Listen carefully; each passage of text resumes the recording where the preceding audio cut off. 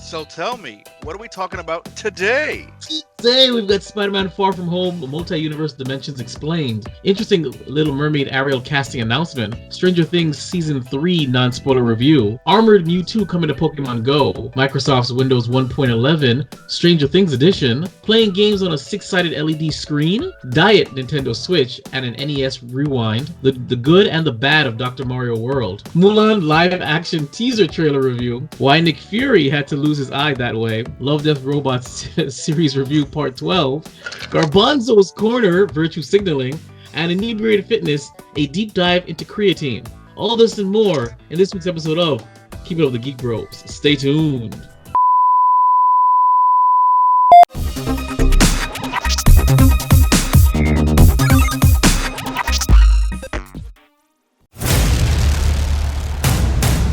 In a world where geeking out never looked so good, incredibly sexy men will rise for your auditory pleasure.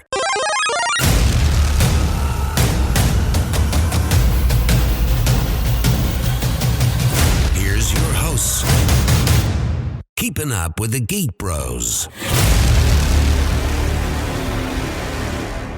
Yes! Keep It Up with the Geek Bros podcast, episode 71. I'm your host, Vibe, and with me are my fellow Geek Bros, Darth Flex. And Garbanzo. Before we get to today's fantastic topics, Mr. Flex, tell these fine people where they can find us on social media. Absolutely, all you beautiful, beautiful citizens of Earth. You can find us on Instagram and Twitter at Geek Bros with a zero. That's GEEKBR0S. Now, you can also email us. Please do so at geekbros0 at yahoo.com. Send dog pictures. I'm still waiting for dog pictures. Actually, cosplay and photoshops of Joe. All right, now, additionally, if you want to see some pretty cool topics and some good posts, you can check us out on facebook.com/geekbros with a zero. And then the first place to check us out. The first place! WeBeGeeksPC.com. Now, again, we're kind of lacking a little bit of that pumpkin spice, but it's almost October, so I don't know. We'll see. But if you want to see this concoction of vanilla rust, he's not pumpkin spice. Vanilla vanilla rust, but like, would you buy vanilla rust? Or would you buy pumpkin spice? But we don't want anybody to buy. Remember, Joe Taro is a seller; he's not a buyer. So, shade. We should try to get him to sell himself on eBay. See how good his salesman skills are. Well, I mean, the Irish used to be slaves, so. All right. Understandable. No. So, allegedly. Now, again, if you want to check out this beautiful mix of milk chocolate, Egyptian cinnamon, and cafe con leche, you can check us out on youtube.com/VibeRepStudios. That's VIBEREVSTUDIOS. All right. And we've got comments and questions from you, the audience. And I love it when we have a bunch of stuff. So we're going to jump right into it. Facebook comments, that's facebook.com/geekbros, GEKBR0S. There was a post that we posted regarding a New York City bar that always celebrates Halloween. So Vincent A. Carranza. Vinny. Said, do we know who that is? Yeah, actually, Vinny's a fraternity brother of mine that I've known for many, many years. Oh, cool. All right. Well, he said it was fun. He's posted a pic of, I think that's dessert, and another picture of him with the Beetlejuice. Looks like Beetlejuice and just hanging out. So this is actually a bar in New York. Really? I know you guys tagged Joe Taro in it, but it seems interesting. We should go check that out one day. Maybe not. I'm down. We're moving on to Instagram comments. It's instagram.com/geekbros with a zero. That's GEKBR0S. Now we got a comment from Daisy Fan is it Ridley? They commented on our episode 69 video recap, and it says, I would appreciate it if you would check out my account, especially if you like Daisy Ridley. So in other words, this is probably spam, because I don't think we talked about Daisy Ridley at all in episode 69, or did we? I don't know. I do it in my sleep, though. Understandable. I'm fairly sure we might have mentioned her once or twice. Oh, yes, we have. Remember that time I sent to the group chat that faking that guy who takes the face swaps, and I sent you a Star Wars one? Yeah, but I don't think we talked about that at episode 69. I don't think that was brought up. Then maybe this guy's checking my web browser history. And they want to know how the Daisy Ridley born. Moving on. We got a message from Man in the Window. He said, "What game is that? I want to play it. Damn it! It sounds like another one that I must watch." And when I explained that it was the Hitler Jesus Trump game, and I explained that you play as these players and you basically kill or beat the crap out of LGBTQ people, he said, "Wow," with a flat face. So I don't think he was paying attention.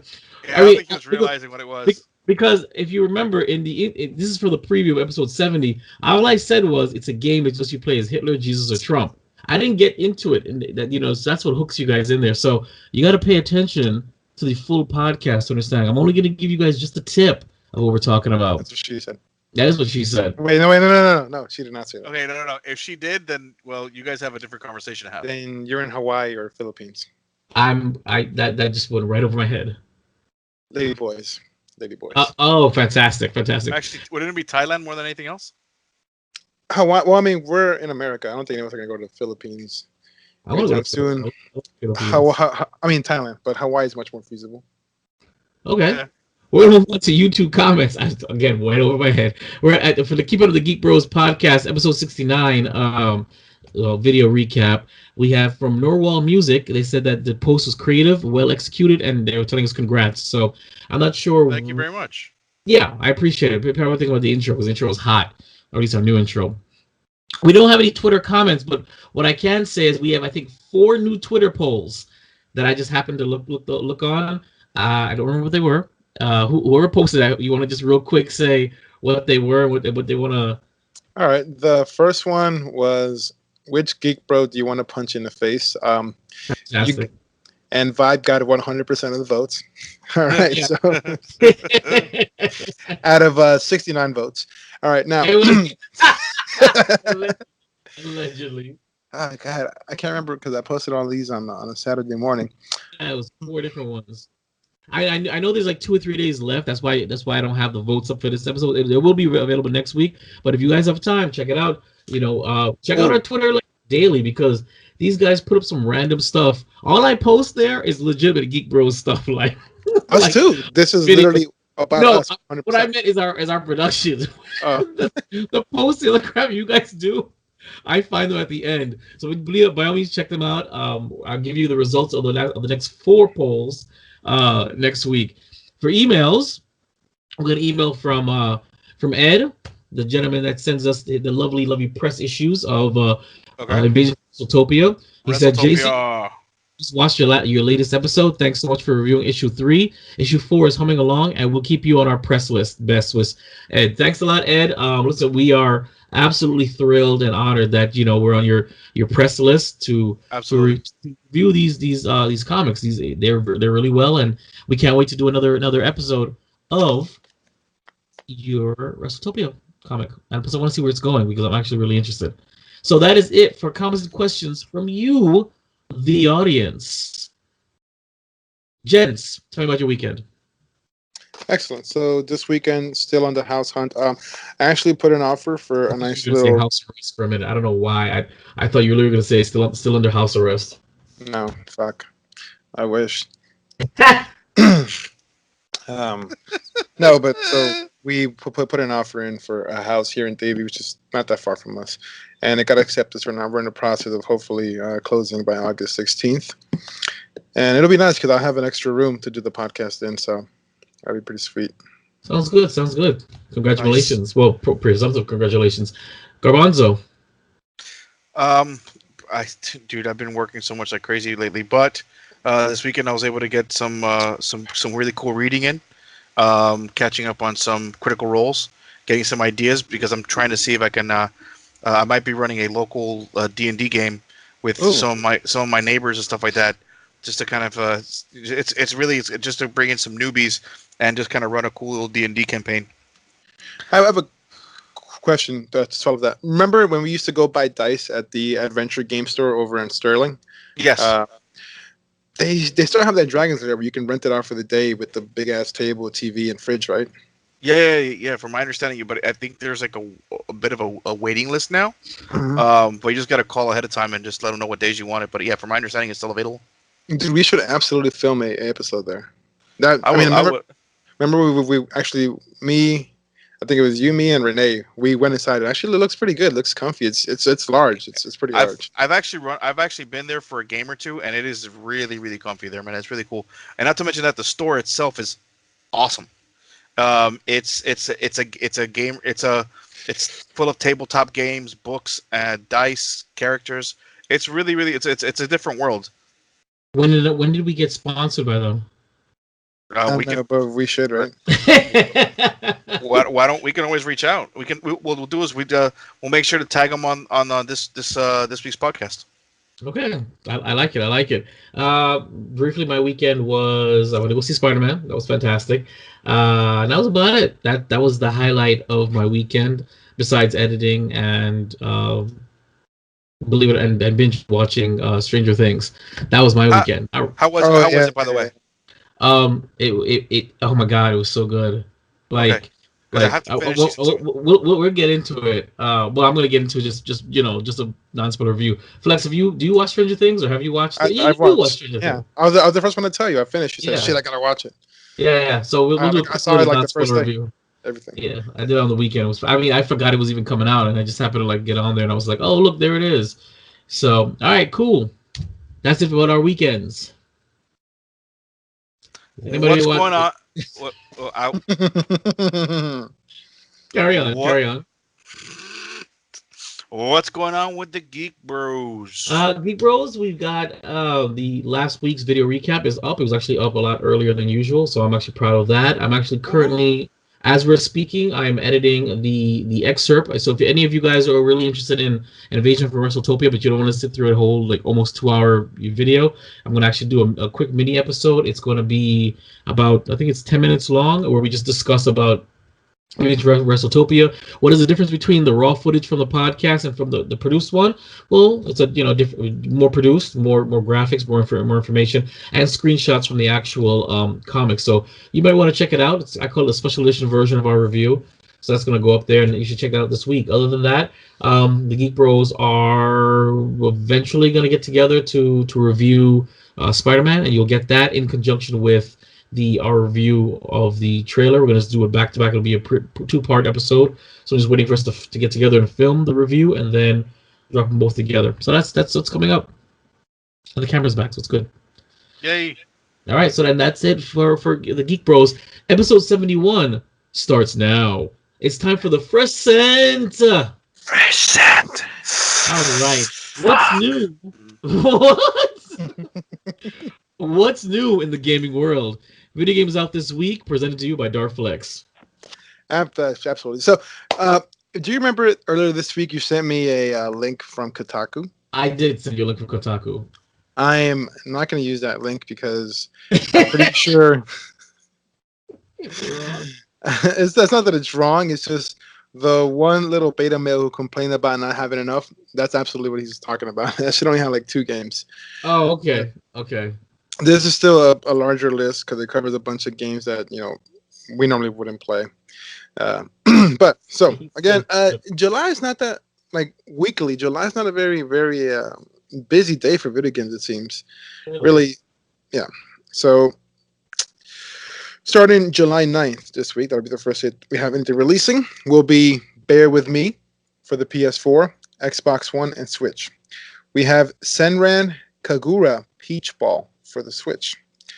We have Sirento for the PSVR. Pool Nation for the PS4. Now we have July 10th. We have Godhood Steam Early Access for the PC. Space Dance for the PC. Dr. Mario World for the Android and iOS. Yes! Mm-hmm. Blood Bowl Death Zone official launch for the PC. I'm kind of excited for that one, actually. Because it says blood something, and that's why. No, it's Warhammer. It's actually pretty cool. Oh, okay. Oh, nice. Okay. Carry on. Soul Seraph for the PC, PS4, Xbox One, and Switch. Now, July 11th, we have Skulls of the Shogun, Bona Fide. Get it? Bona Fide, Bone. Edition for the Switch. We have Blazing Chrome for the PC, PS4, Xbox One, and Switch. We have Sky, Children of the Light for the iOS. Earth Defense Force 5 for the PC. Dead in Vinland for the Switch, Tiny Metal Full Metal Rumble for the PC and the Switch, Professor Lupo and His Horrible Pets for the PC and Switch. Now we have, pardon me, July 12th, we have Lethal League Blaze for the Switch, Dragon Quest Builders 2 for the PS4 and the Switch. And that is it for this week. Okay. Cool. All right. We're gonna move on to The Battle for Azeroth Continues, presented by Darkflex. Fantastic. Right? I'll do it right. All right. Fantastic. All right. So here's the new. Here's an update to the new patch with a couple dates for you WoW heads up there. So the Eternal Palace raid, normal and heroic, is now available. So for those who don't know, with the constant updating of Warcraft, now you can run raids through heroic and normal levels, each offering different loot. Obviously, the heroic being the more rewardable one, so you can find the most shit there. So face Queen Azshara's most devoted champions in an epic raid, the Eternal Palace, 10,000 years ago, as the seas engulfed Zin Azshari. Queen Azshara's forged a dark bargain with Endothe, the transformed her loyal subjects into the sinister Naga. Through millennia of brutal conquest, Azshara has built a new empire from the ruin of her old, and now holds dominion over the depths that once ran to claim her.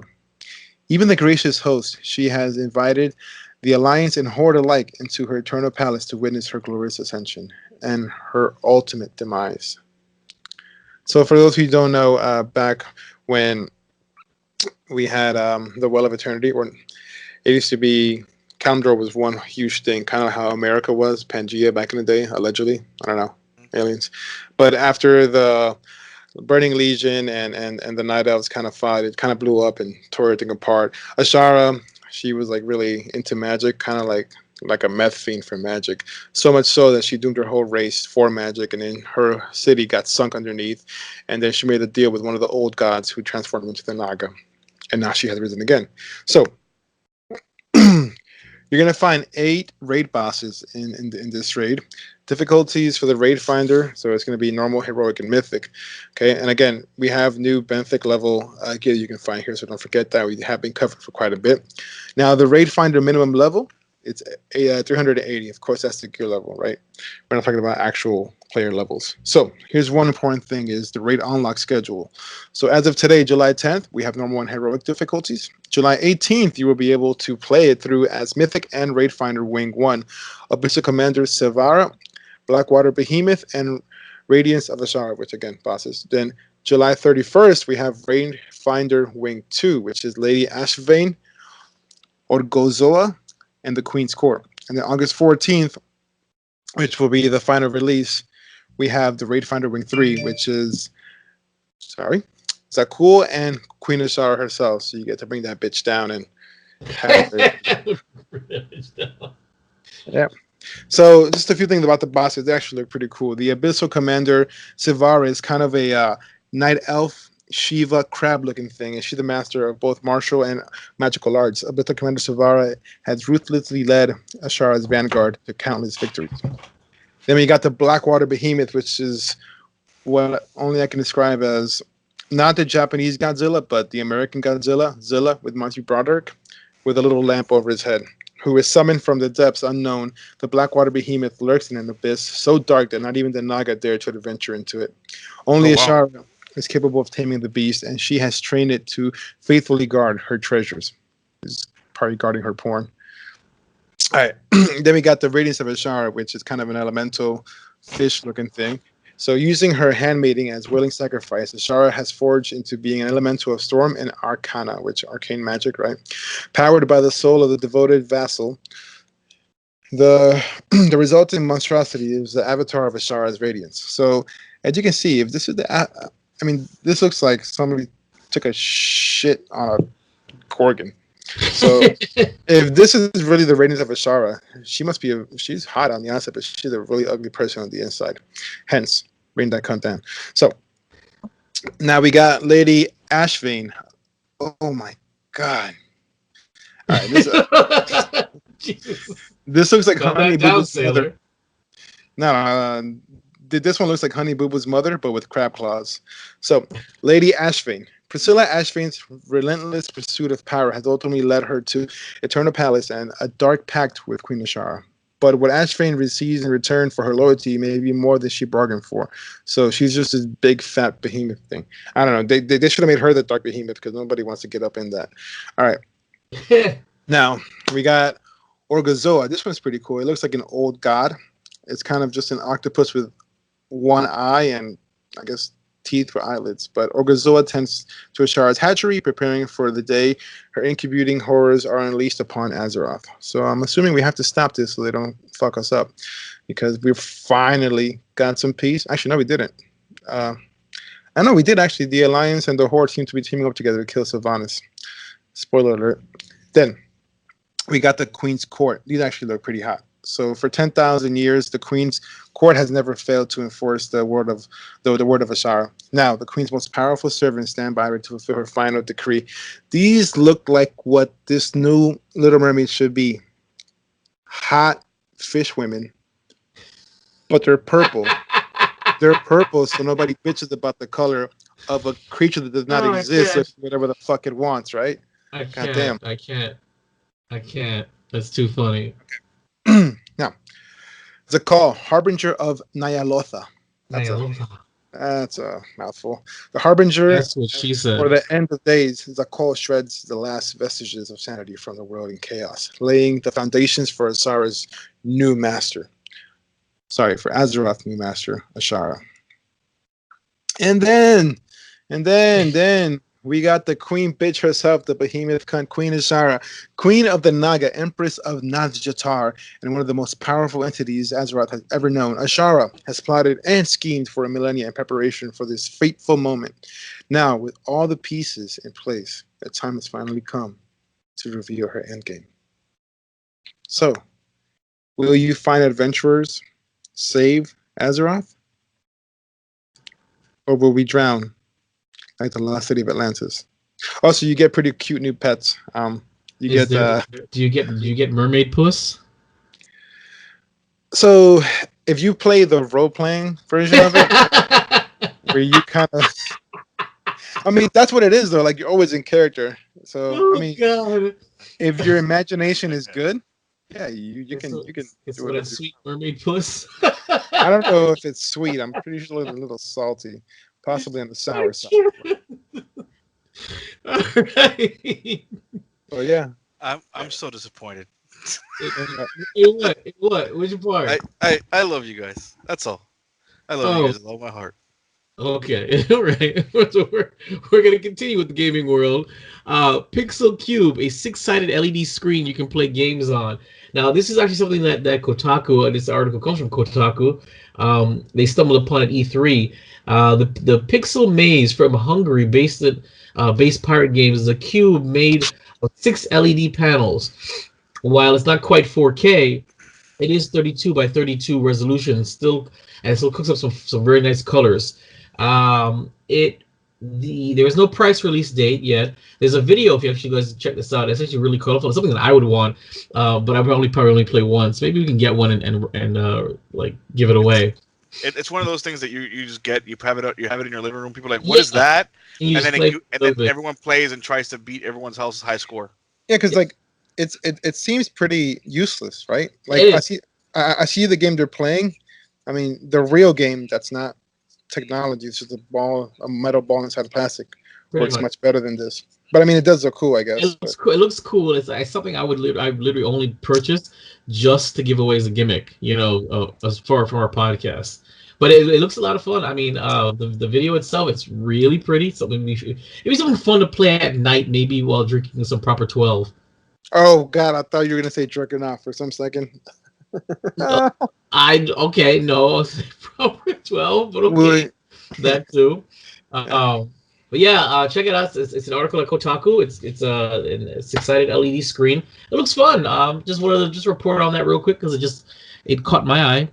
No, it looks cool. Don't get me wrong. I could honestly see that just sitting there, along with all the other cool geek stuff that I got. Exactly, just in the background. Like I can literally put it up there somewhere and knock the camel off and put the LED cube there and let it light Or like, up. or even like find like one of those things that kind of hold the cube in a corner and just spin. Okay. Did you just fart on the in the mic? No, No. of course not. I did not do that. Family podcast. All right, so we're gonna move on to Nintendo Switch Lite and the NES Rewind feature.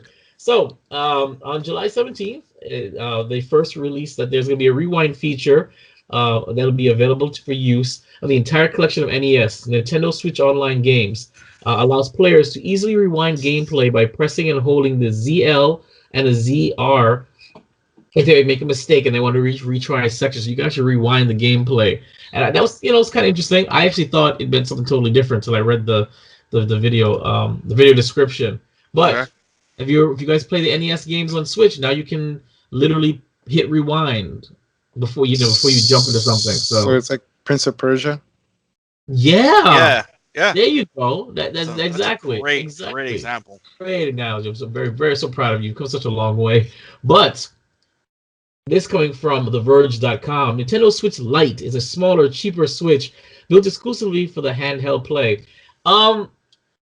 Nintendo revealed. I call it Diet Switch, but Nintendo revealed the Switch Lite, designed as a less expensive alternative to the original tablet console hybrid. It comes in at $200, which is $100 less than the base unit, and for that price, you get a streamlined version of the Switch. But it also features some caveats. The Switch Lite is designed explicitly for handheld. You can't connect it to the TV, and the Joy-Con controllers are built into it. The two systems are meant to complement each other and coexist. And actually, I watched the video, and it's true.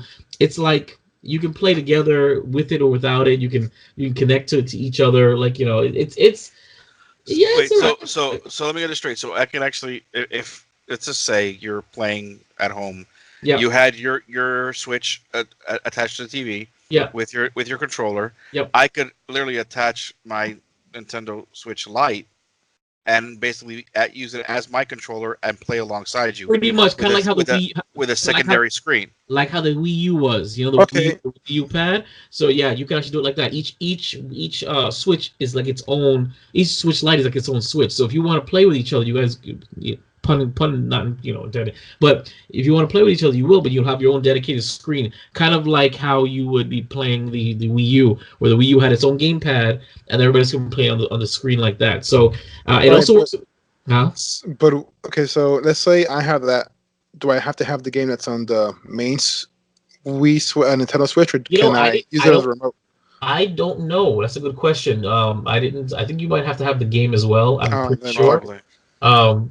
But I mean, it's a lot smaller. I'm disappointed. I thought it was gonna be something else besides just like a literally a small version of the Switch. I even asked my offspring if they were interested in it, and they're like, no, they're not. Because honestly, it's basically just replacing the DS. Yeah, pretty much. But you're replacing the DS with a Switch. So. You know what I'm saying? Like, at least with a DS, you might have your own DS games and you have your own Wii U games. Now it's all one console with one game, and there's not going to be Switch Lite. At least there better not be any Switch Lite exclusives because it doesn't make any sense. You know what I'm saying? No, it doesn't. So yeah, literally, it's just one system now. Now Nintendo is streamlined where they have taken both the home console and the mobile console together in the same thing, and now they only have to worry about making games for one system. So I guess it's good for the bottom line, but it's okay. But if you guys out there are interested in getting the Switch Lite, I'd love to hear about it. It comes in 3 colors: turquoise, gray, and yellow. There's a Pokemon version coming out later on. It's set to debut in September. So let's check it out. Let us know. And if you're gonna get it, I want to know why you're getting it, and yeah, why you're getting it, as opposed to spending the extra $100 and getting the actual Switch itself, which is really not that big. It's not that big to begin with. That's what she said. Really? I'm sorry, man. So yeah, that's it. But you can use the Joy-Cons with it. You can use the Pro Controllers with the Switch with the Switch Lite. But again, it's literally just a handheld game. So it is what it is. We're gonna move on to Dr. Mario World. In Dr. Mario World, each stage acts as a specific puzzle, and you only have a limited amount of pills to solve them. These stages are selected.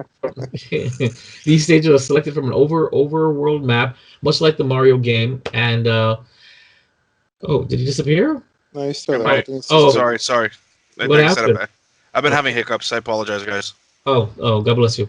There are many obvious solutions and gimmicks to exploit. For instance, an early stage might teach you the importance of letting half of the pill rest on an empty space. So it's stuff like that. I was excited about it until I realized that it's not Dr. Mario. Dr. Mario. It's Yeah, not it's Dr. not. Mario. It's the mobile version of Dr. Mario. It's Now, what do they allow you to play Dr. Mario as like a side, like an addition to? what do you mean? Like, let's say not right now. Let's say later on they're like, hey, if you can download the additional, the actual Dr. Mario, you can unlock it if you continue playing the Dr. Mario world. I don't know how I feel about that because I'll just get it on the Switch. I'm pretty sure it's somewhere on the. Got to be on the Switch eventually. No, I'm sure. But it's interesting. It's kind of like, I mean, I'm looking at it and it's like Mario World meets what's that game? Mario Party in a weird way, and it limit your pills. Like I don't like it. You know what it reminds me of? Like, it reminds me of every other of those little, like the ones with the gems. Or Exactly. Candy Crush. Like what I'm playing right now, it's like Sega Heroes. I'm playing Sega Heroes. It's the same concept, except they don't limit your stuff, and stuff like that. So I don't know. I think this is just like I'm pretty sure there's microtransactions. I'm pretty sure that there's a way for them to like really like dig into you. I might play it just to see how whether it's fun or not. But when I actually watched the video, I was like, oh no, it's one of those games you're bastardizing Dr. Mario. Dr. Mario was a fun game, and I used to love the music. So. But if you guys are going to check out Dr. Mario, by all means, let us know. Send us an email, geekbros@yahoo.com, and that's what you think. Or if you want us to forcibly download it and play it and then review it for you, you got to let us know. We only do it if you ask us. Forcibly. I was going to say, because I'm going to do it. We're going to move on to, this is another article from Kotaku. Armored Mewtwo is coming to Pokemon Go on July 10th, which is today. Wow, I did not notice that. Mewtwo is back, instead of coming back. Mewtwo is back to Pokemon Go raids, but will sport a new look. This armored version is based on a Mewtwo appearance from the upcoming Pokemon anime film, Mewtwo Strikes Back Evolution. Niantic and the Pokemon Company released a teaser video showing off the new Mewtwo in action. The return is of this potentially more powerful Mewtwo will be a limited time series. Players can start fighting this armored Mewtwo on July 10th, which is today. So I don't know. Are you guys still playing Pokemon Go? Is anybody gonna get in on this sweet armored Mewtwo action? I'm going to load up right now and let you know and see what's going on. All right. Because I actually do. Me and Pink Jess, we still play Pokemon Go, as well as the new Wizarding World game.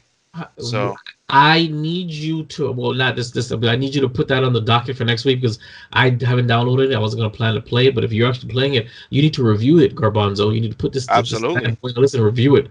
So I've been playing it long enough now that I can actually give a proper review. Fantastic, and then you can also review the Armored Mewtwo Pokemon thing. So put that on the back of your thing and message me so we can get this for next week for you guys because you guys want to hear it and I don't want to have to review it. So we're going to move on to Inebriated Fitness. Darflex is an exercise physiologist with a BS in exercise and sports science. He's a certified CSCS strength conditioning coach and a CISSN sports nutritionist, sports injury specialist, and currently an MMA weight cut specialist and nutritionist.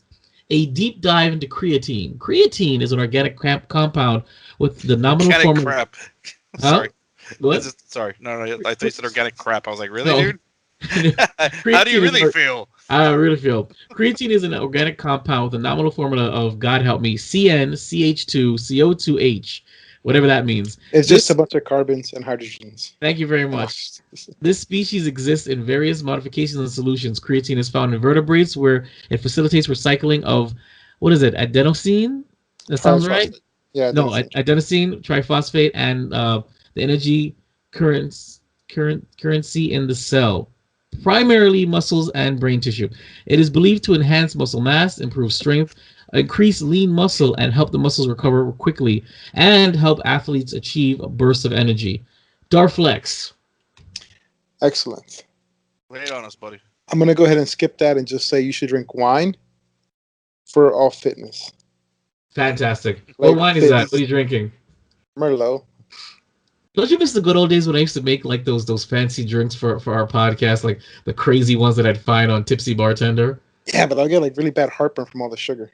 I know, but it was so much fun though back then. Like I miss those. Worth it. You see, you Garbanzo, you never enjoyed the golden age when I made those every week. It was something different. Fruit Loops one, fuck, that was cool. Oh, that was so fun. Oh, was it Fruit Loops or the Lucky Charms one? Because I made both. Fruit Loops, I had the Fruit Loops one. You All did right. it? Is there the Fruit we Loops should- one that which? Okay, never mind. We'll discuss Sorry. that later.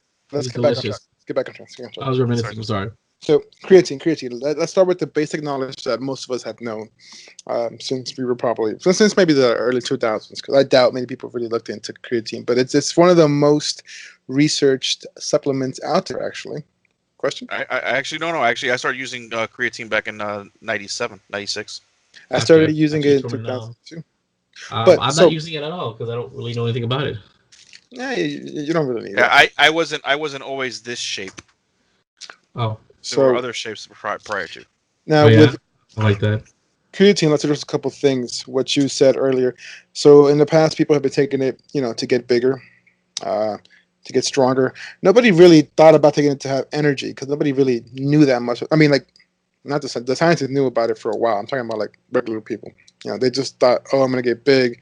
Let me go buy a whole tub of this and shove it down my throat. Which they were probably taking it wrong for years, anyways. Yep. Then Sure they were.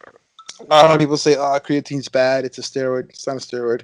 Creatine's bad. It'll help you. It'll make you retain water." Here's one thing: when I hear people say, "I don't want to retain water," like, what the fuck? Like, are you dumb? Like, retaining water is a good thing. But don't you bloat when you retain water? So, But isn't that a bad thing? Isn't it water weight that you lose when you first start losing weight? When it's water weight? if you're bloating, it's probably something creatine. So it's gonna saturate the muscle cells. You're gonna have water there. You need water. I mean, we're mostly water. We need water. Understood. Yeah. Unless you're like a bodybuilder where you have to be dehydrated or a fighter for weigh-ins, that's a different thing. But creatine is very good. Retaining water is not a bad thing, man. You don't want to be dehydrated. It's much, much worse.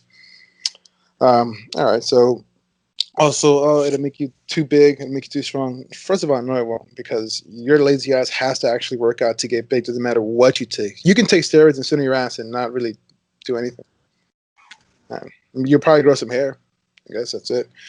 So, creatine is probably one of my favorite supplements because I have studied so much on my own personal studies within the lab at NSU, and I have done a couple human studies with athletes and so on. Creatine, it has a phosphate, right? Phosphocreatine is what you normally hear referred to as in the lab. So our main source of energy comes from carbohydrates, which goes through the Krebs cycle, and then we get something called ATP, or adenosine triphosphate, as you mentioned earlier. And how we make energy is we take that ATP, we break it down, and we lose the phosphate. It becomes ADP. That's adenosine diphosphate, so 2 phosphates. Now, how does creatine help you have energy? This is something people probably never knew. But what the body does, it breaks down that creatine. It takes the phosphocreatine, takes that phosphorus from the creatine, puts it back to the ADP, making ATP. So now you have 3 phosphates in the adenosine.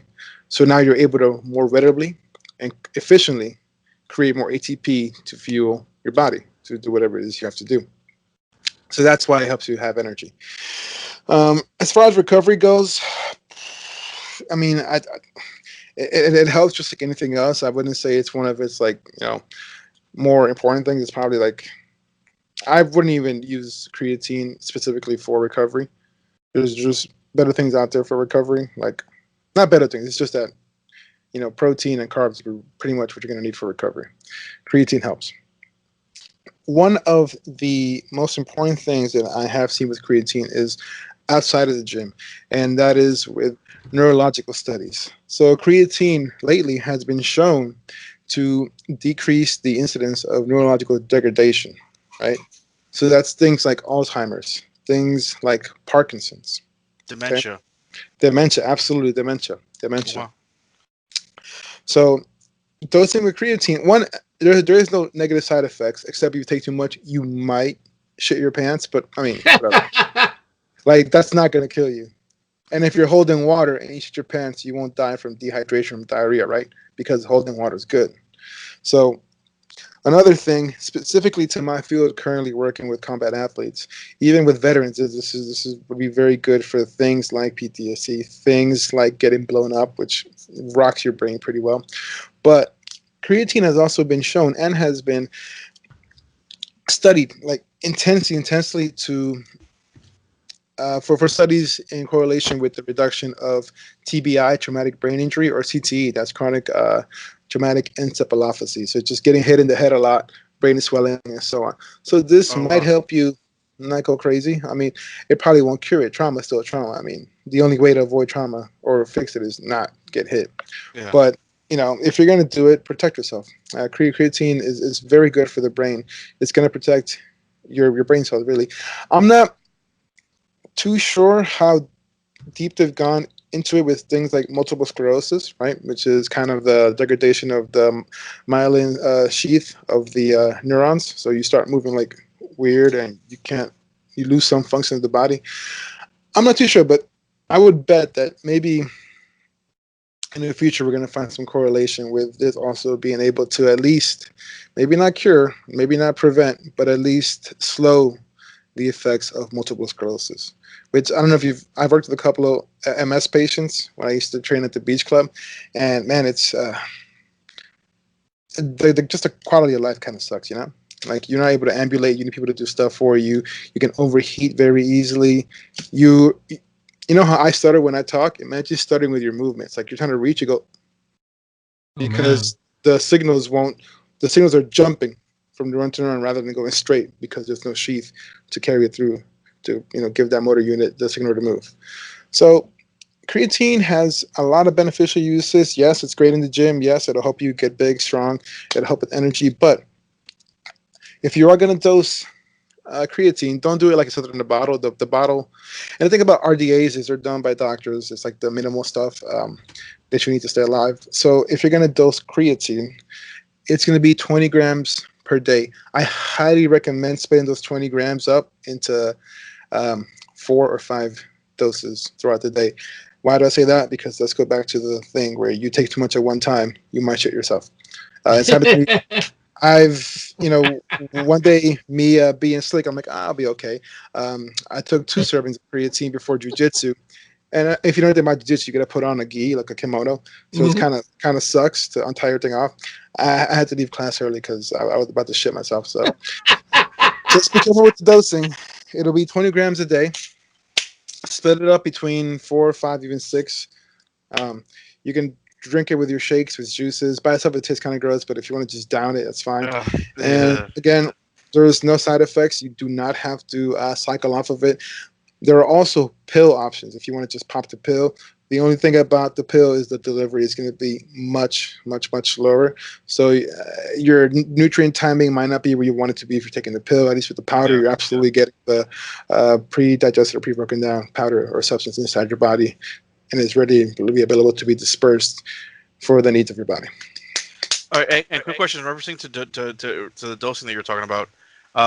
So I know there's a lot of different protein powders out there now, and I'm because I know when I was taking creatine as a supplement along with my protein, it was 2 separate. Now I'm assuming now they finally have put together. You can get creatine inside your protein as well to kind of help with the dosage.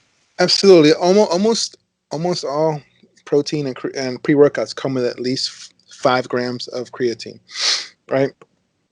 So here's the only thing. I mean, this is my personal opinion. Is I prefer to buy everything separately because you do need to be aware of nutrient timing, right? Some proteins come with everything in, like creatine, leucine, glutamine. I'm like, okay, that's great, but how many times a day are you going to drink that specific shake? So it's better to just have your protein separate, so you drink it whether it's before and after your workouts, in the morning, at night. And then you're actually able to properly time the supplements you have to take to meet the demands of your body based on nutrient timing. It's all about giving your body what it needs when it needs it. It's not about just taking crap and hoping that it's going to settle in. There has to be a systematic approach to taking supplements because and they're very expensive. Like if any of you shopped at GNC or any shops, they're not cheap. So make sure you're doing it the right way. Me personally, I buy almost everything separately. I make my own pre-workouts. One, it's cheaper, it lasts longer, and I know what I'm getting inside my body. Awesome.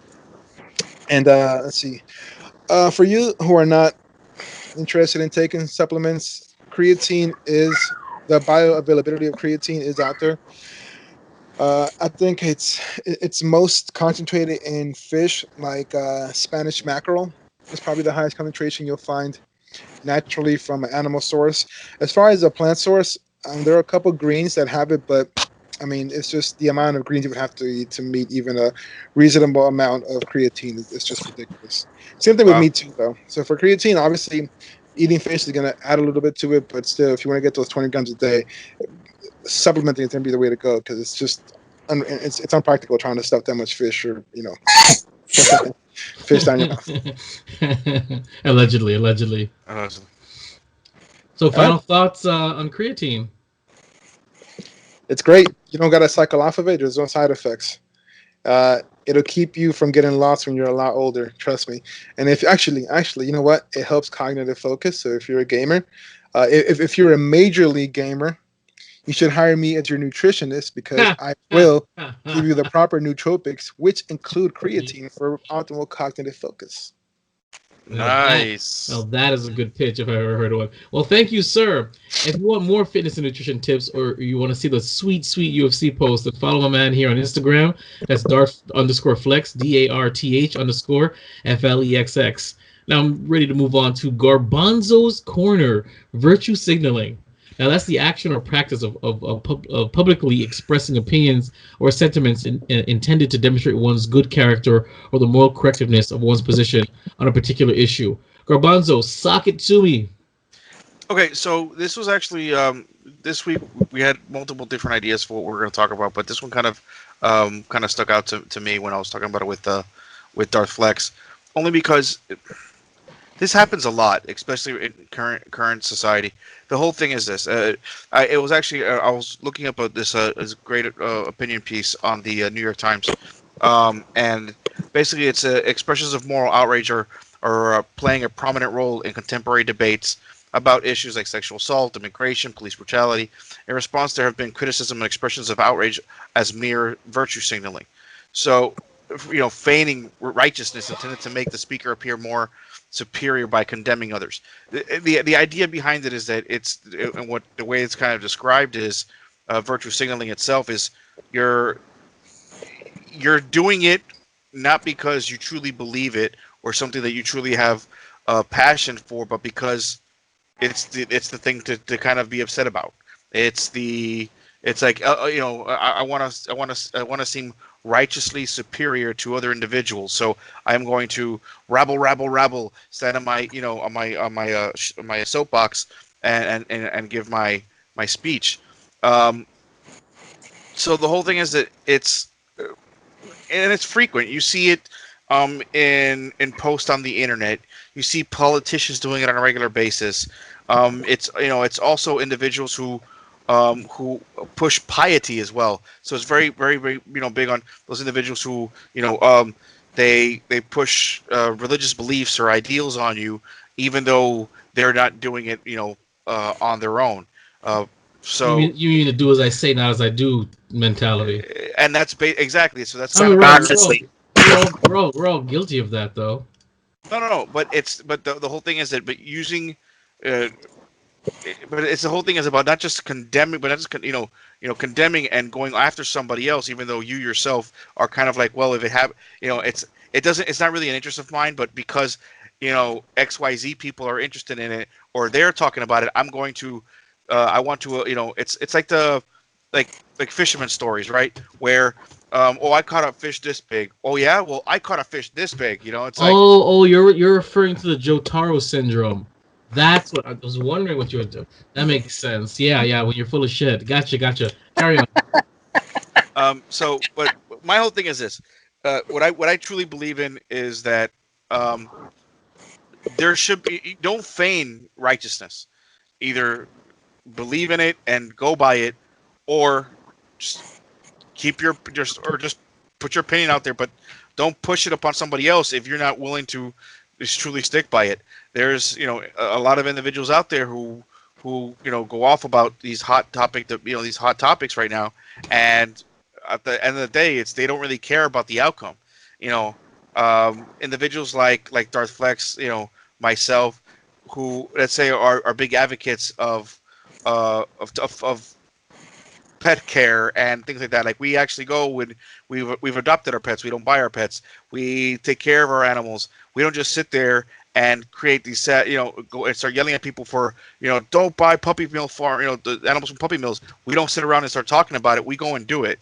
We just don't buy it. That's the big part of it. If you be the voice of change, be the action of change. It's anyone can talk about something, but it takes a very big person, no pun intended, to to actually put your money where your mouth is. That's fantastic. You believe that there's situations that are unfair, whether it be about immigration, police brutality, or sexual assault, the way animals are treated, even those the vegans who are talking about, like, I don't eat animal byproducts. That's fine, but if you feel so strongly about it, try to make some change. Talk to people. Help individuals who need assistance. Don't just say how horrible it is to be sexual assault. Go to a place where people go to talk and be the ear that someone needs. Don't just sit there and say how you shouldn't bully.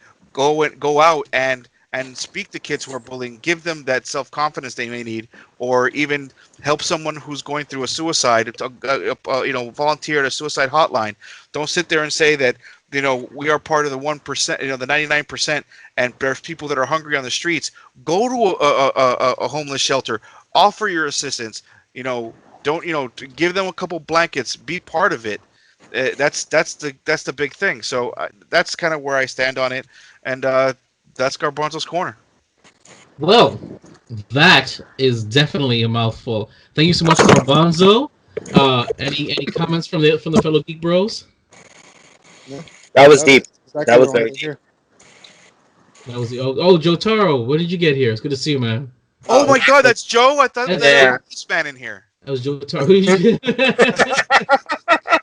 That's why you were preaching about the soup kitchens. I see it now. I was wondering. I've actually helped in soup kitchens before in the past.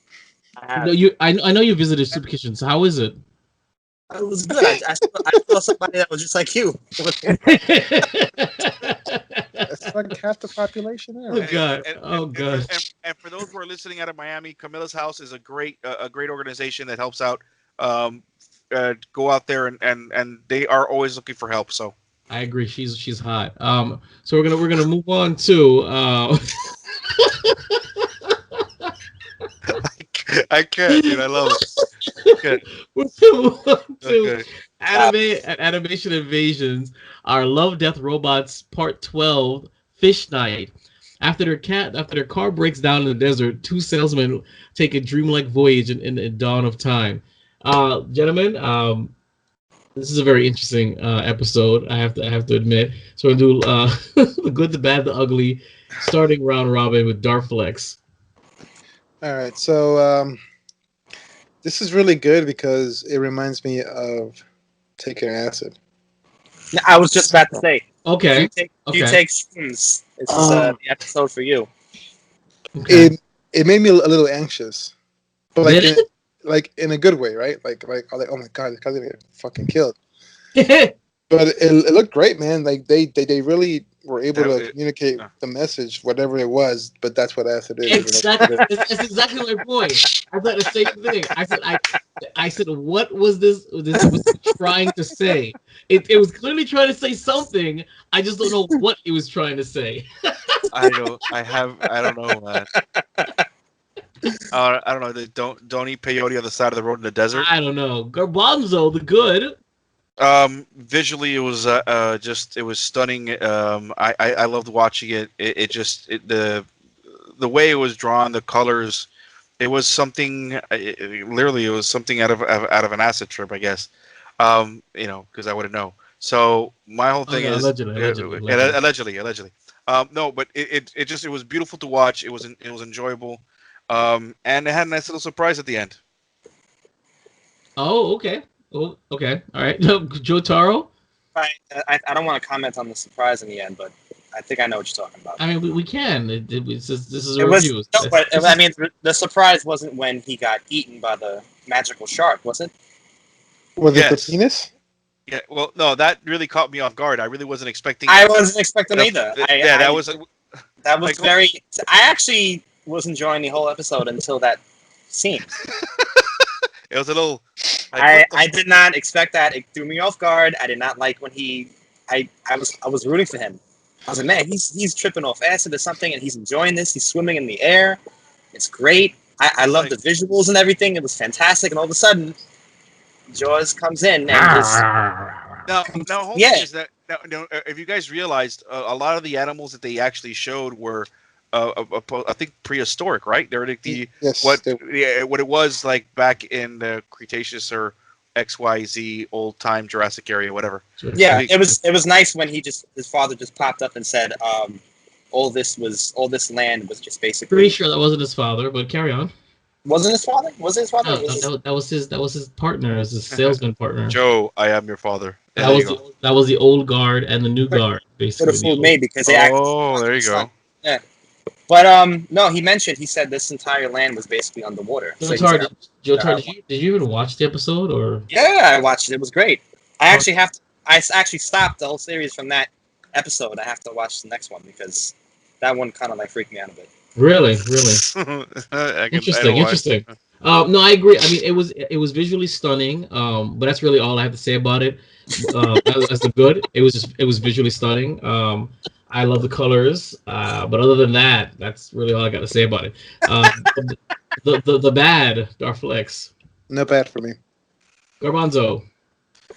I don't really have a bad that I can think of, except for like I really would have liked to have seen, the guy not die, and maybe. But actually, why would you have not wanted to see the guy to die? The guy was That's very. not how the show works. Of course, it's how the show works. Show works is really No. weird. The last episode we talked about. I'm saying the show works that everybody dies. The show doesn't work like. Something bad had to happen. No. I mean, I get that, but I just like I said, it's just like I understand why, but it would have been cool if he could just kind of like disappear into that. You know what I'm saying? Like become. I don't know. Maybe become. I get what you're saying. Where and that's actually where I was thinking. I think he was gonna transform into one of those sea creatures. That's where I thought it was going. You know what I'm saying? But yeah, no, I did. I thought maybe he was just gonna just transform because he started glowing like the rest of them. I'm just like, oh, he's gonna turn into a fish or whatever, and he's gonna leave his friend. But the fact of the matter was that the guy was obnoxious. He was obnoxious. He was headstrong. He was kind of annoying. He was a dick. All right. So, yeah. You have a point. I'm like, all right, well, you're gonna go up there and do your own thing. You're not gonna listen. No, you get killed. So maybe that's what the message was: is don't be an asshole, Jotaro. Because you get eaten by prehistoric. So speaking of Jotaro, the bad Jotaro. That damn car they had. What kind of car was that? I mean, it broke down in the middle of nowhere. That was a typical salesman. That was a typical salesman car, though. I've seen a lot of salesmen over here in Brooklyn. They do not drive. Have you really? Well, I mean, he is one. Remember, people, come on. That is true. But he doesn't need the car. He sells on the dark web. He does. So, he sells in the dark web. He also probably sells shrooms and acid too. Because I was talking about you, but if you want to admit to that on air, that's cool too. I can't. That's too much information. I got you. Classified. Move on. NSA, this is all just a joke. We really don't do these kind of things. Allegedly. And we didn't say we were just saying Jotaro, the former stallion. Yes. Flex, the ugly. Wait, did we call him Pony Boy now? I didn't say anything like that. But... What? Former stallion, Pony Boy. You can call him. Never mind. Go ahead. Oh no, just a good old stallion. Flex the ugly. No ugly for me. No ugly for you? Mm. Your enthusiasm is palpable. No, it's good. Like it felt what like an acid trip is. There's nothing. There's no explanation, bro. Just go for the ride. There's fucking sharks and shit. All right. Just don't and no fish food. Garbanzo, the ugly. Actually, no ugly for me. It was overall it was good. It was a good episode. Okay. Jotaro, the ugly. I was hoping the guy wouldn't die though. I mean, look. From what you said before, you thought he was going to turn into something. That's what I thought too. So I was hoping he would turn into something, and the episode would end. But of course, like Flex said, nothing in this series. So instead of him transforming into something, he kind of became nothing, and it was probably like a metaphor for your life. I know where you're going with this shit. Wow. So that's why you were so disappointed because you wanted him to transform into something glorious, and he ended up being a bloodstain in the air. So I get it. Instead, he transformed into Vibe, and he got. Yeah, I know. He transformed into Vibe, but no. The ugly for me was I just didn't like the character. I didn't like the younger guy. I thought he was. I think they were setting him up to be a dick, just so when they kill him off, you don't really feel too badly. I don't know. Maybe I felt bad. I felt more bad for the older guy because he watched it happen and he tried to stop him and he tried to call him back. But the way the guy was, he is like always listen to your elders. It was weird. It was weird because not only did he embrace the fact that you saw a bunch of ghost fish, but he started to go like manic. I want to get up there. I'm taking off all his clothes. I want to get up there. What was that about? It didn't make any sense that he got so manic. He was enthralled. He was enthralled by it. There's enthralled, wow, wonder, but what that was pure mania. It's like, I needed to be in that. You don't even know what that is to be in it. You know what I'm saying? Yeah. So, that was a little bit weird, though. He just went from 0 to 100, and I never got this. So I couldn't stand his character. So that's the only reason why I didn't really like this episode is because, it was him. But, well, that's it for episode 12 or part 12 of Love, Death, Robots. I keep playing around with my thing. There it is. And we're going to move on to Gadgets R Us. Microsoft releases a Windows 1.11 Stranger Things edition. Experience 1985 nostalgia with a special edition of Windows 10 PC app inspired by Windows 1.0, but one that has been taken over by the upside down world from Stranger Things. Explore the mysterious secrets plaguing Hawkins, unlock unique show content and Easter eggs, and play retro games and puzzles, all building off of Stranger Things 3.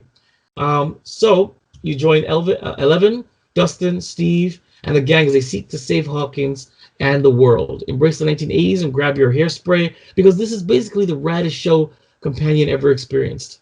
So download the Windows 1.11 app today. So this article comes from mspoweruser.com, and it's interesting. And if anybody who likes Stranger Things, and I love me some Stranger Things, I actually might check it out and review this. But it's like MS-DOS actually, which I find kind of funny. It's it's got an old school paint program. It's got like an MS-DOS feel to it on some of them. You get some really like I don't know how you guys remember, but like old MS-DOS games where it was just like very old colors. That's what it's like, you know what I'm saying? And it's kind of interesting. So I might check this out too. Yeah, that sounds interesting. So I'm actually downloading it as we speak. Look at you. So more things to review. So if you guys check it out, let us know what you think. And email us. We're moving on to Open Mic. Open mic. There we go. That works. Open mic. Open mic.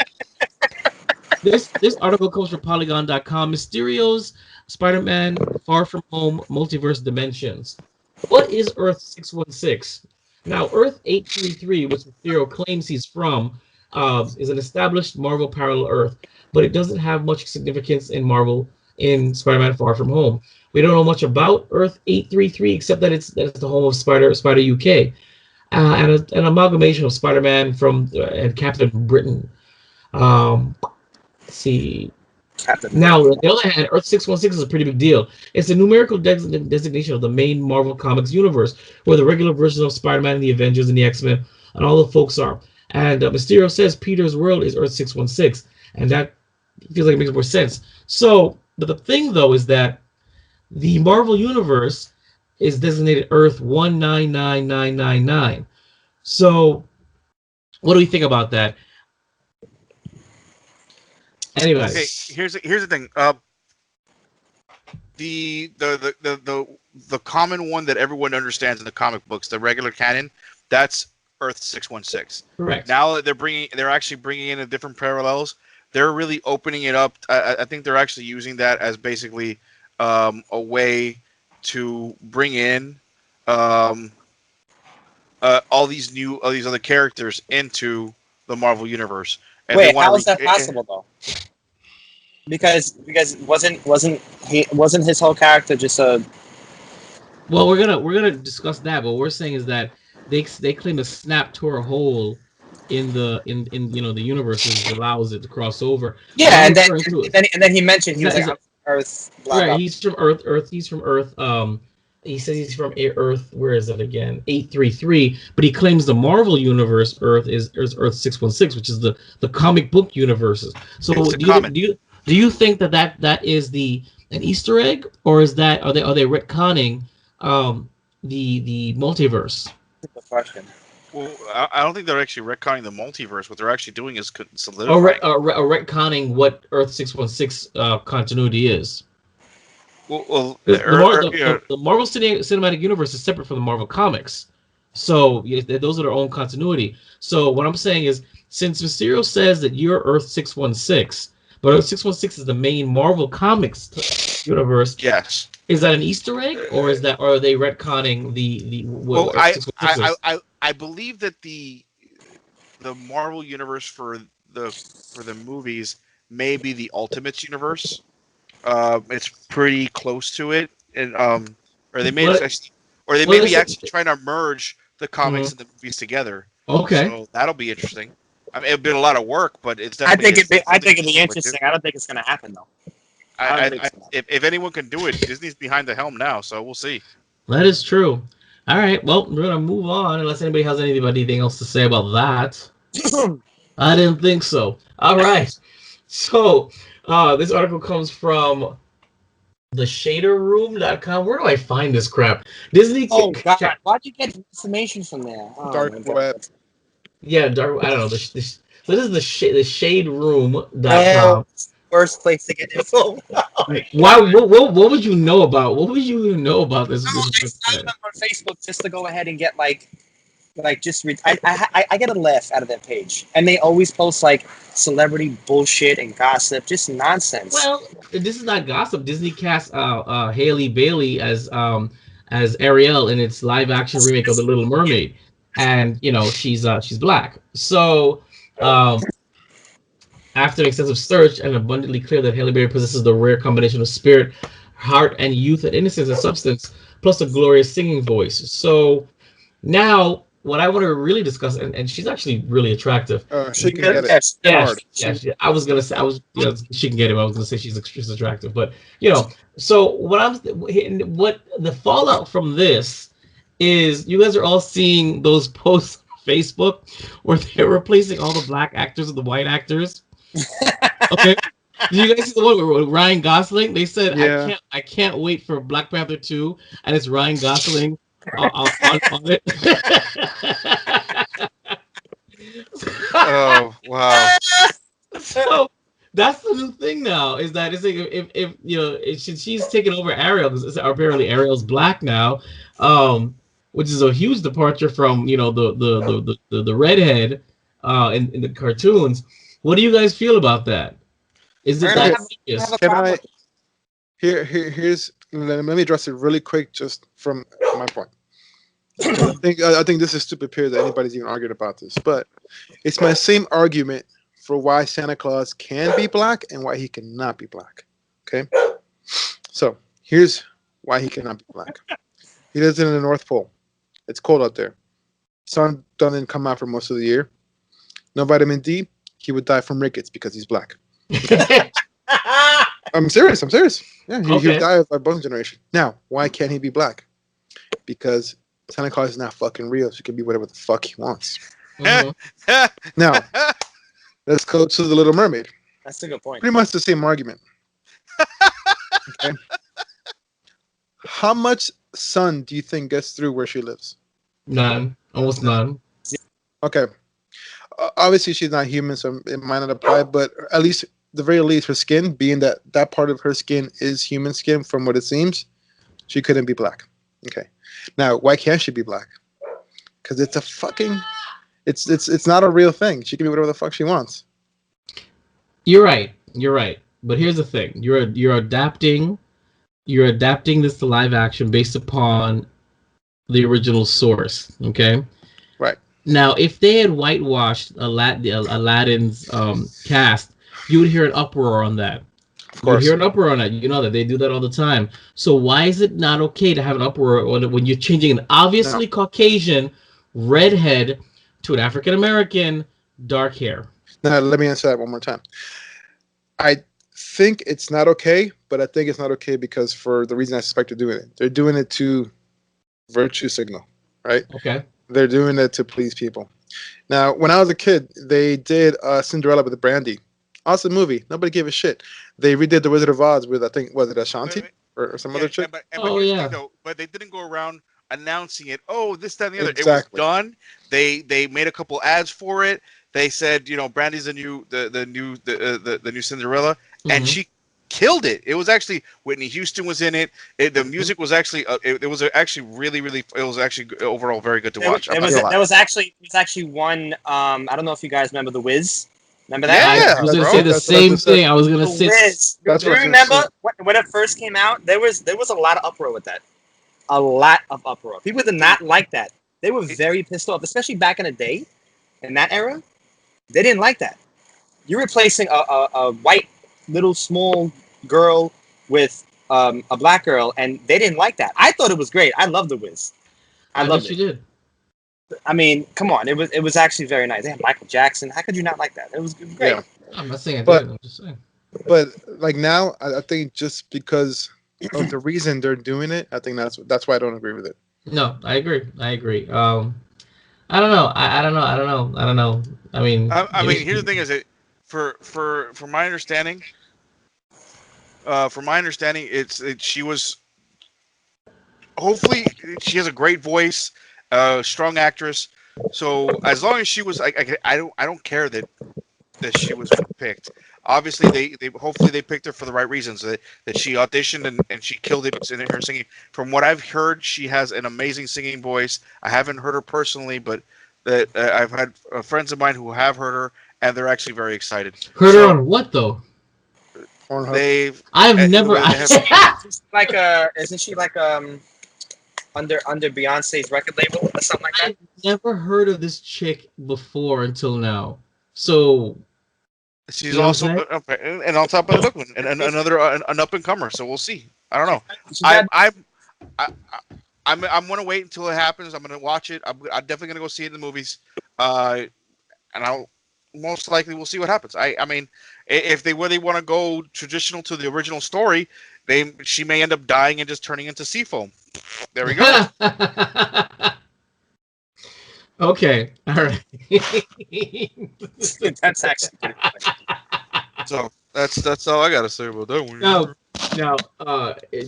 for a double whammy, speaking of more friggin' live action stuff, we're gonna play the teaser trailer for Mulan, and then we're going to discuss that. So let's listen in.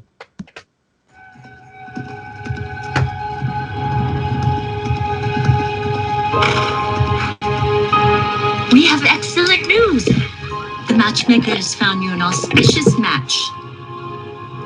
It is decided. Come and sit down. It is what is best for our family. Yes, I will bring honor to us. Oh, that's the girl from Forbidden Kingdom.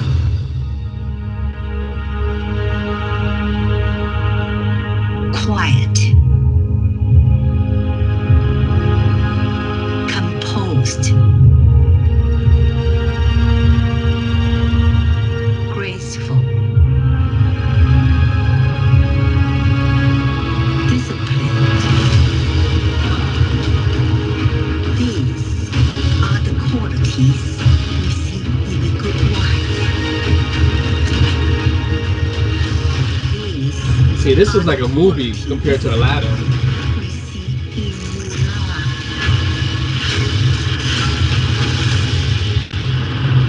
Get it, girl. It is my duty to fight. So that's Mulan.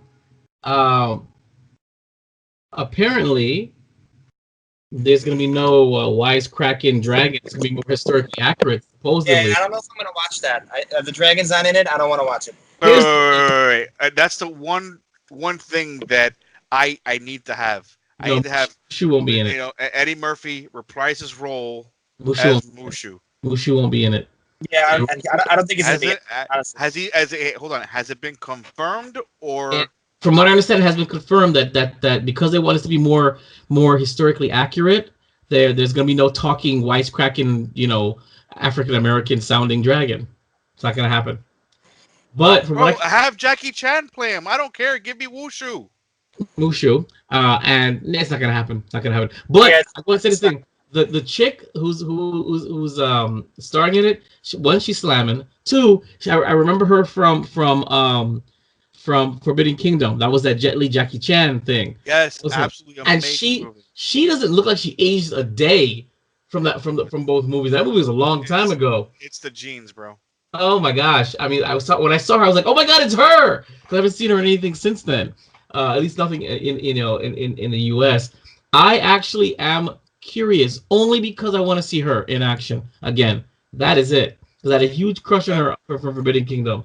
So that's the only reason why I'm gonna watch it. Plus, again, compared to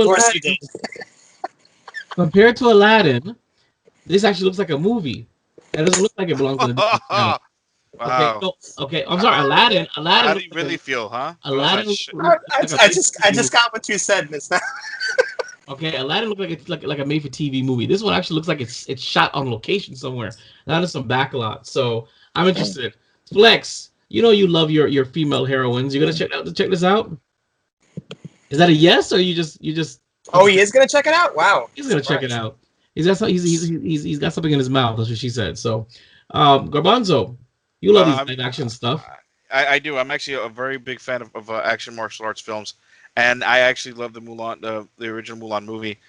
So I'm really looking to see what they take it, and if they want to take it more historically accurate, I'm interested. I'm definitely gonna watch it. I'm not gonna lie. Yeah. I'm definitely gonna watch it. I loved the cross-dressing. Yeah, that too. I love the Disney version of Mulan. I thought it was great. I don't know, man. That the dragon not being there is just a little bit. It kind of hurts. It's throwing me off a little bit. It's just a little bit, but I'll still see it. Only because the main character, she looks pretty good. But I don't know. That's about it though. And I know Vibe agrees with me though too.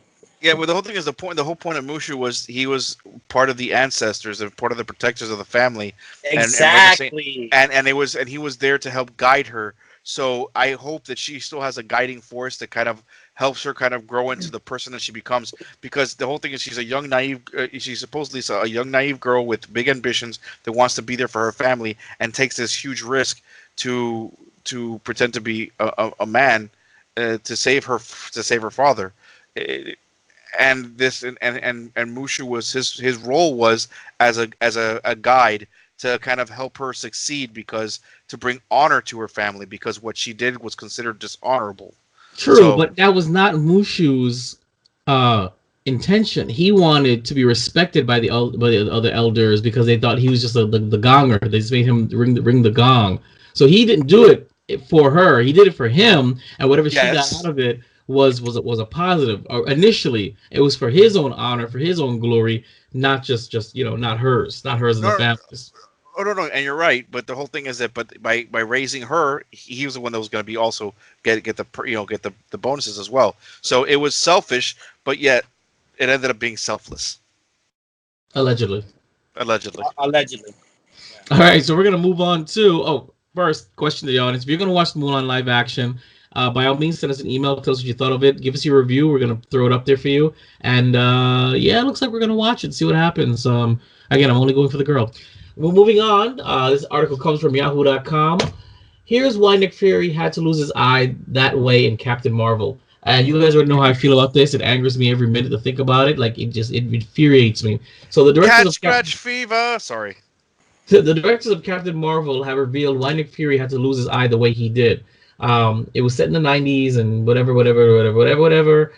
Speaking of Digital Spy, directors Anna Boden and Ryan Fleck revealed why it went down like this. So they said they went through several eye stories and then they landed on that one, and they definitely ran it by Marvel crew before filming it. So again, this means that Marvel and Kevin Feige signed off on on the way he lost his eye in this movie. Good catch. They said you have this idea of what must happen to Nick Fury in his eye and being lost. Nick wants it to be some big battle, some crazy story, and the fact that it was just basically a cat scratch, unexpected, fun, and playful. So of course he would never tell anybody the truth about that. So that's the big deal in the history of Marvel. Kevin Feige. Yeah, but why would you though? What? Why would you what? If you got a scar on your face, would you tell people that a cat scratched you? Honestly. But this is not true to life. This was a choice. They wrote it like this. They wrote it like this. Isn't that fun?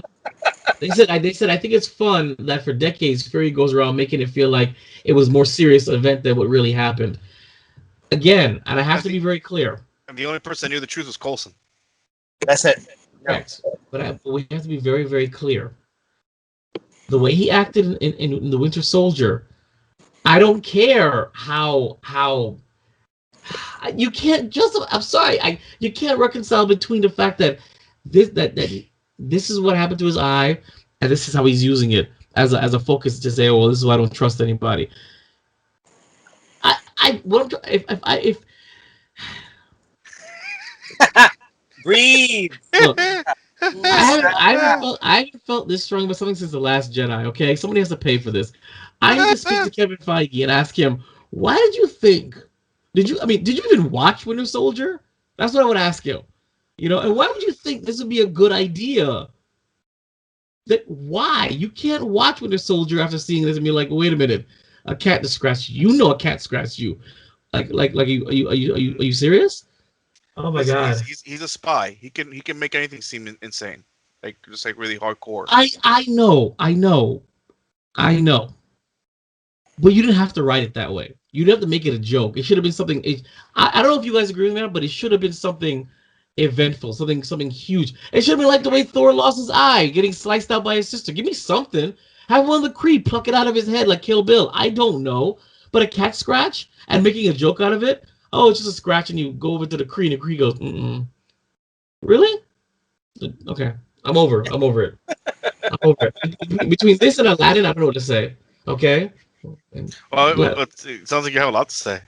Well, I mean, you know what? How about this? We should do an episode just on Nick Fury's eye and just different options that they could have gone and should have gone with. Flex, you're gonna make a poll on Twitter about Nick Fury's eye, and are you making out the dog on camera? That's what I'm talking about. But what I'm saying is, you need to make a poll on Twitter about this friggin' eye thing. I've got to hear it. I need this in my life. I will. Okay. Yeah, I will. Is anybody else? I mean, are you guys all seriously on board with how he lost his eye? I'm alright. Not my favorite option, but it is. I'm not really. Right. I think it's embarrassing, kind of. Thank you very much. I think it's embarrassing. I think it's a little bit. I would have loved to have his eye be torn out in some climactic, war-torn way. Okay. Would it have been better if he I don't know, slipped and fell and put a pencil through it? No. If he slipped and fell during a fight, yeah. Then okay. Yeah. What I'm saying is that that Captain Marvel had an agenda behind it, right? Can we kind of say that by making his eye being lost, by basically a pussy scratching his eye, are we literally? Can we say that maybe they kind of emasculated him a little bit, in Captain Marvel? A little bit. Of course. You know what I'm saying? A lot. Yeah, they emasculated him. They emasculated him. Okay, I'm sorry. So that's just how I feel. If you guys feel any different, by all means, email us. I love to hear it. Okay, we're going to move on because Darkflex is bored. So we're moving on to Stranger Things series non-spoiler review. Who did not watch Stranger Things Season 3 yet? Completely. Just you. Really? Oh man. Did you Jotaro? Yes, I watched it in the probably like. Okay. Okay, good. So non-spoiler review. We'll start with Darflex. Just your overall feel of it and whether you recommend it or not. All right, so season 2 is probably still my favorite season. Season 2? Yeah. Are you serious? Dude, Samwise Gamgee dies, so it's gangster. All right, so this one actually good thing I haven't seen season 2 yet. This one has a lot of gore, has a lot of blood. I really liked it. I really liked the way they played everything out. It was pretty good. I wish there had been a little bit more action. I mean, I don't know. I feel like it was very gory, but I don't know. It was missing something, in my opinion. But it was still great. Yeah, that's how I feel about season 2. Okay. Do you recommend it? Absolutely. I mean, this is probably one of Netflix's best products. Fantastic, Jotaro. 100% recommend this. This is, I mean, I don't think it's the best season. I did like season 1 though. I'm not gonna lie to you. I did enjoy season 1 a lot more out of so far. But I definitely would recommend it. I wasn't expecting certain things to happen. I was a little bummed toward the ending. I do like a certain character, only because of the way he acts. Well, not he, but the person acts. I actually was bummed about that. But aside from that, though, I would 100% recommend it. And I agree with Flex. It was definitely very gory and stuff like that. It was really. Oh, gory or boring? What did you say? No, not boring. No, gory. Oh, gory. Okay, I heard boring. No, definitely not boring. Okay. All right. Well, I mean, I have to say, if I had to rank it, it'd be season 1, season 3, and season 2. Exactly. Season 1 was fantastic. Season 2 was good. Season 3 was we're back to like great again. Yeah. Yes. In my opinion, I don't know how they did it, but Stranger Things season 3 will return to form. It was more about a mystery. I loved how they separated all the characters at first, and they were all basically sucked into researching or trying to figure out a mystery, and they're all set the same puzzles of one gigantic story, and it all brought them together in the end. I love that, because in the first season it was one mystery and everybody was working together at one time, or maybe it was 2 separate stories. This one, it was really, really good. So I understand where Flex says he wanted more action, but they sacrificed the action for more mystery. That's what kept me invested. Is okay, we all know what's happening, but the characters don't know. But they're all putting the pieces together, and you're watching how they put the pieces together. They're closer and closer to each other. I thought it was fantastic. The ending was the best. It was better than season 1 in my opinion. The ending, I liked. The stakes were there. I was at the edge of my seat. It was great. They didn't overuse 11, which was even better. And I liked the 80s childhood antics. That was fun for me. I enjoyed that a lot. What about the end credit scene? That's I can't wait for that. Yeah, the Dallas is pretty good. That had me. I was like, damn it. So I mean, it was also good because now we know this season 4 is coming. But the way it ended, it was kind of sad too. Like I thought this was the last. The way it ended, it screamed, "This is the last season." I really did think so. So I think that's why they had an end credits stinger to let us know, yeah, there's more coming, because they really wrapped up everything pretty tightly, in my opinion. They did. So yes, I absolutely recommend this. It was so good.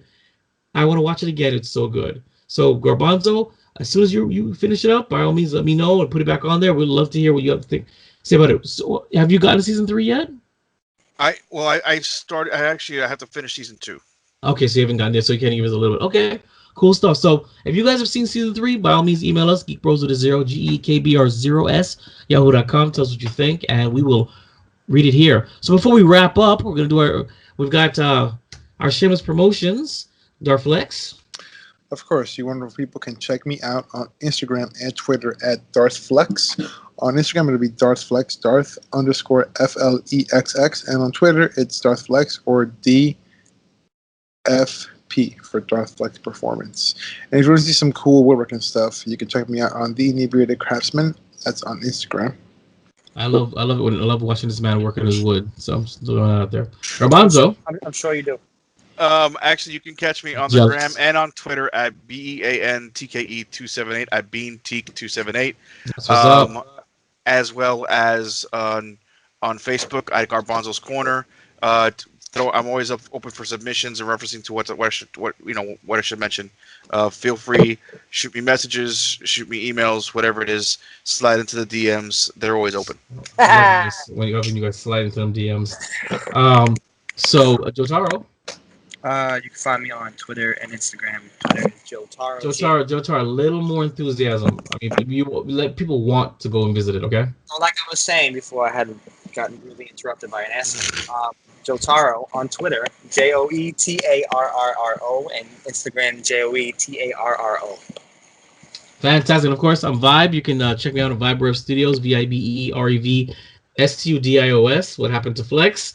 I don't know why I did that, but because I didn't even take the picture yet. Like, why did he disappear? Somebody text him while I'm talking, so it told me to get back. I needed a picture. Little friggin' prick.